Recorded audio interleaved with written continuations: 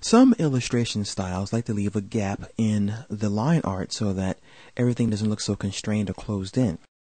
Sometimes you might scan something in and accidentally leave a gap. So I'm going to show you two ways to handle this problem. The first way, of course, is easy. You can simply close the gap by painting it with a black color, for example, and just grab your brush and start where the gap begins and complete your artwork like so. So that when you grab the paint bucket tool, you can now fill that in. No problem. I'm going to undo that. The second way, of course, is to use a tool called the Close Gap tool, which is located under the paint bucket. So if I click and hold my mouse, you see we have a Close Gap tool. Now what this tool will allow you to do is to close a gap by drawing a boundary. Now before I do this, let me just show you something else.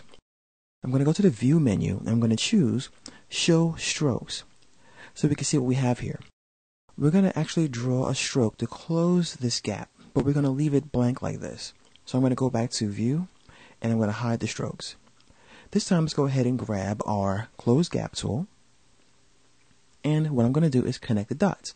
So I'm going to start out here, and I'm going to go like this and go into the artwork just a little bit. And when you do this, sometimes you get a little message that says you have just drawn a stroke, and it will not be viewable unless you go to the Show Strokes, which I just showed you a moment ago.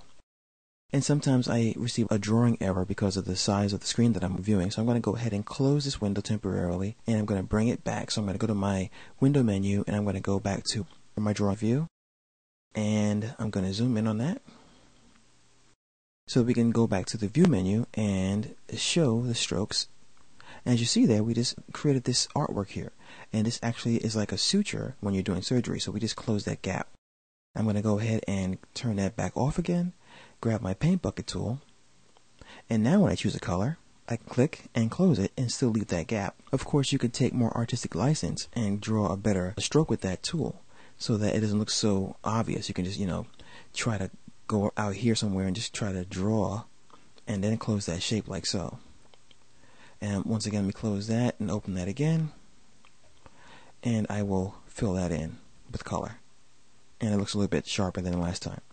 So as you see, the Close Gap tool can help you to fix mistakes in your drawing when you scan it in and you forget to actually close the line art, or you can use it to create a different artistic style, whereas you don't have the lines covering all of your artwork.